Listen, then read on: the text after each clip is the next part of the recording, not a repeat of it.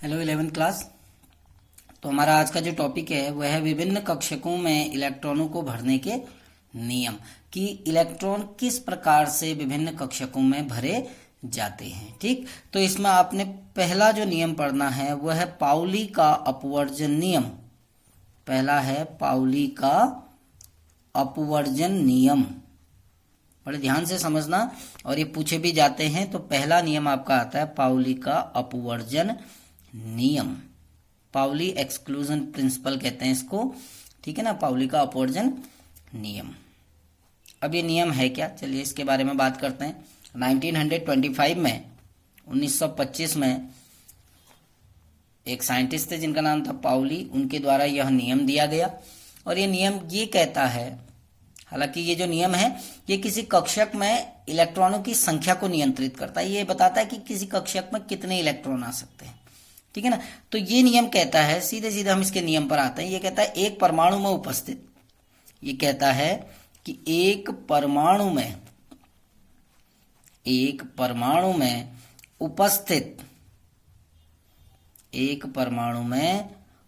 उपस्थित किन्हीं दो इलेक्ट्रॉनों की, एक परमाणु में उपस्थित किन्हीं दो इलेक्ट्रॉनों की चारों क्वांटम संख्याओं के मान समान नहीं हो सकते। अभी हम क्वांटम संख्याएं पढ़ के आए हैं। तो ये कहता है कि एक परमाणु में उपस्थित किन्हीं दो इलेक्ट्रॉनों के लिए चारों क्वांटम संख्याओं का मान समान नहीं हो सकता है। ये कहता है कि यदि किन्हीं तीन क्वांटम संख्याओं के मान यदि समान भी हो जाएं, तो चौथी क्वांटम संख्या का मान अवश्य ही अलग होगा। ठीक है ना, तो ये नियम कहता क्या है कि किसी परमाणु में उपस्थित प्रत्येक इलेक्ट्रॉन की चारों क्वांटम संख्याओं का जो समुच्चय होता है, उनका जो सेट है, ठीक है ना, किसी इलेक्ट्रॉन की जो चारों क्वांटम संख्याओं का जो सेट है वो बिल्कुल यूनिक होता है, अद्वितीय होगा। ठीक है ना, और ये कब होगा, जब कम से कम एक क्वांटम संख्या भिन्न होगी।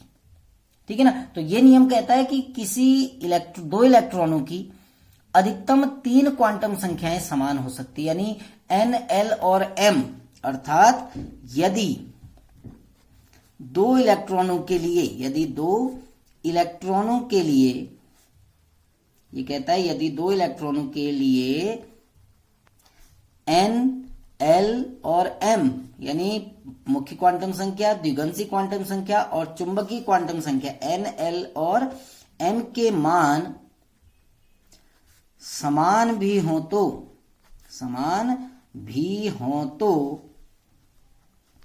s का मान, यानी जो चक्रण क्वांटम संख्या है, s का मान अवश्य ही भिन्न होगा।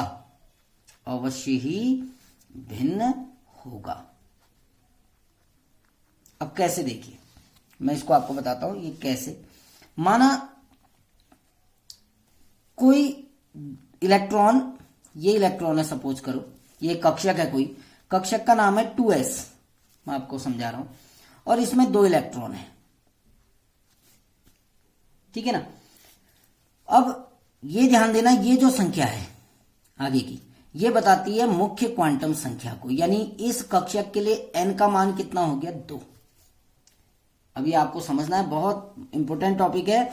किसी भी कक्षक, ये जो उपकोष या जिसको हम कक्षक कहते हैं SPDF, चार होते हैं ना, SPD और F, ये कक्षक कहलाते हैं, जिनको उपकोष भी कहते हैं। इनके आगे जो संख्या लिखी रहती है वो मुख्य क्वांटम संख्या का मान होती है। तो यहां के लिए n बराबर कितना हो गया, 2 हो गया। ठीक है ना, पहले इलेक्ट्रॉन के लिए भी n बराबर 2 है। देखिए इस इलेक्ट्रॉन और इस इलेक्ट्रॉन दोनों के लिए लिख रहा हूं। पहले इलेक्ट्रॉन, क्योंकि ये दोनों इलेक्ट्रॉन कौन से कक्षक में है, 2s में, तो पहले वाले के लिए n बराबर 2, दूसरे वाले के लिए भी n बराबर 2। अब l देखिए, जब s बराबर 0 होता है तो वो कौन सा कक्षक होता है, सॉरी, जब l बराबर 0 हो, l का मान यदि 0 है तो s कक्षक, l का मान 1 है तो वो p कक्षक, l का मान 2 है तो वो d कक्षक, l का मान 3 है तो वो f कक्षक है। पहले पढ़ा चुका हूं आपको मैं, द्विगंशी क्वांटम संख्या में आपको पढ़ाया हुआ है। अब आपको देखना है कक्षक कौन सा है, देखो s कक्षक है। एस कक्षक है तो एल का मान कितना होगा 0, इसके लिए भी L का मान 0, इसके लिए भी L का मान 0 होगा ना, क्योंकि ये इलेक्ट्रॉन भी S कक्षक में है, ये भी S कक्षक में है, तो L बराबर 0। अब जब L बराबर 0 है तो M बराबर भी 0 हो जाएगा, क्योंकि M का मान L पर निर्भर करता है ना। M का मान क्या होता है, प्लस माइनस L इंक्लूडिंग 0, 0 को लेते हुए, तो प्लस माइनस 0 यानी 0 हो गया। लेकिन S के मान दोनों के लिए अलग अलग होंगे, क्योंकि इसका चक्रण ऊपर को है तो इसके लिए S का मान 1 प्लस 1/2, ये चक्रण नीचे को है तो इसका मान क्या हो जाएगा, माइनस 1/2 होगा ना।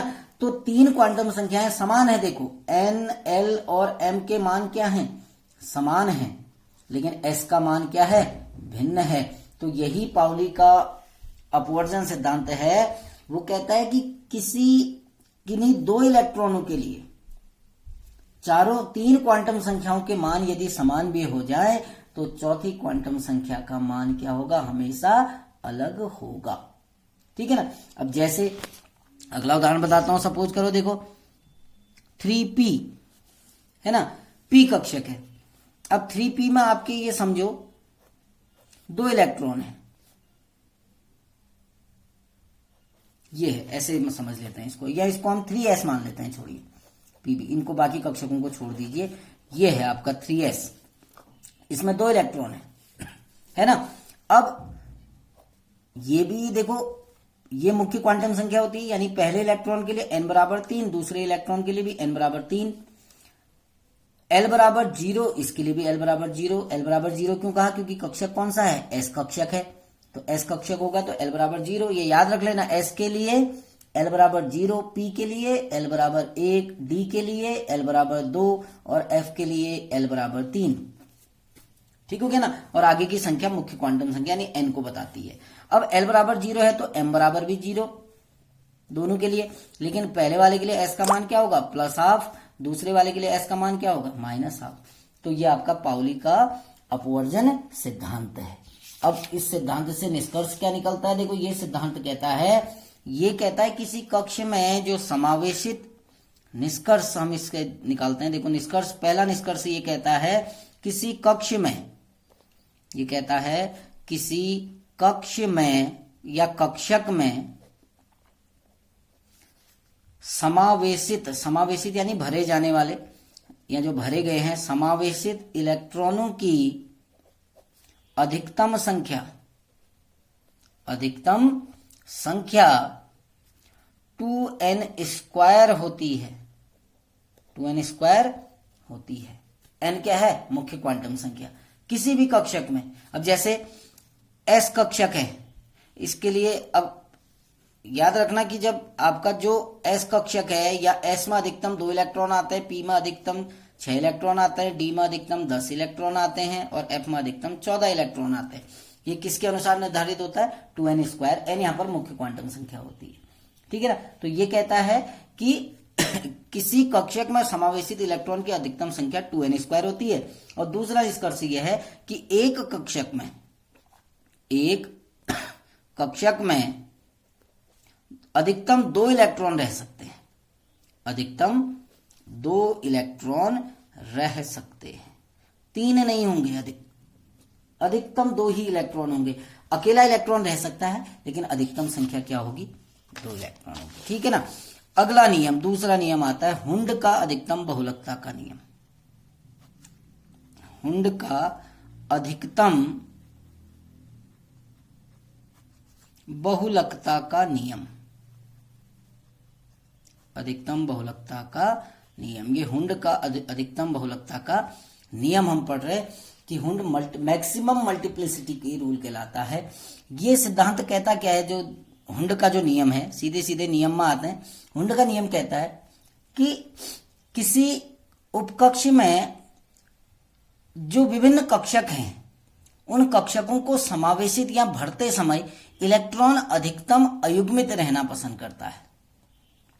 ठीक है ना, अधिकतम अयुग्मित रहना पसंद करता है। युग्मन तभी प्रारंभ होता है, अब ये समझना, जैसे ये एक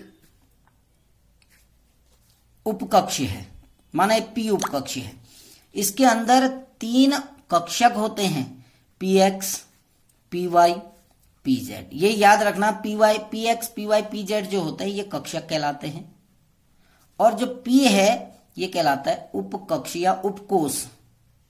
याद रखना ये कहलाता है उपकोष, और इसके अंदर तीन होते हैं। जैसे एस है, एस के अंदर एक ही कक्षक होता है बस।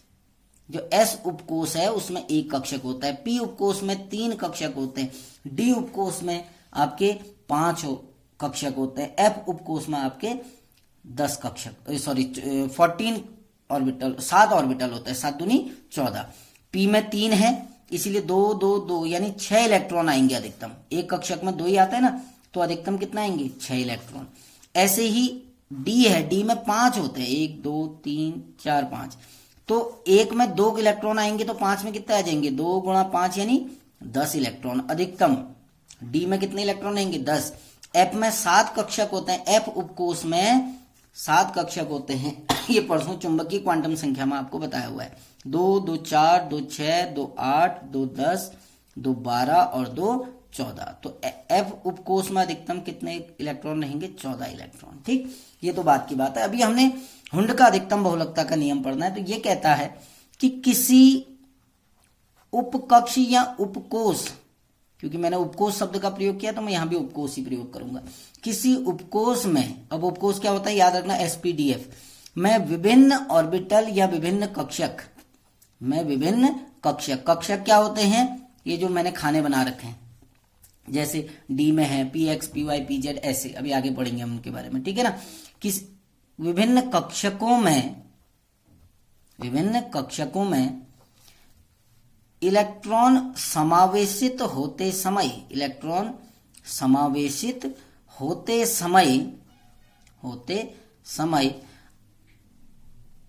अयुग्मित रहना पसंद करते हैं। ठीक है ना, अयुग्मित रहना पसंद करते हैं। जैसे अगर ये कक्षक है, इसमें ये उपकोष है, इसमें 3 है, तो ये अधिकतम अयुग्मित रहना पसंद करते हैं। क्यों पसंद करते होंगे, देखिए समझिए, ये एक इलेक्ट्रॉन है, इस पर ऋणावेश है, ये दूसरा इलेक्ट्रॉन है, इस पर भी ऋणावेश है ना। अगर एक रूम में 2 बच्चे रहते हैं और दोनों विरोधी प्रवृत्ति के हैं, रात दिन झगड़ा होता रहेगा, तो वो सोचेंगे यार काश मैं अकेला ही होता तो अच्छा होता, क्योंकि ये साथ में रहता है तो ये तो झगड़ा करता रहता है। वैसे यहां भी होता है, 2 इलेक्ट्रॉन है, दोनों पर ऋणावेश है, इस पर भी ऋणावेश है, इस पर भी ऋणावेश है, तो दोनों एक दूसरे को क्या करेंगे, प्रतिकर्षित, क्योंकि समान आवेश एक दूसरे को प्रतिकर्षित करते हैं, तो इलेक्ट्रॉन जो होता है वो अयुग्मित रहना पसंद करते हैं। युग्मन तभी प्रारंभ होता है, युग्मन यानी जोड़ा बनना, युग्मन तभी प्रारंभ होता है जब सभी कक्षकों में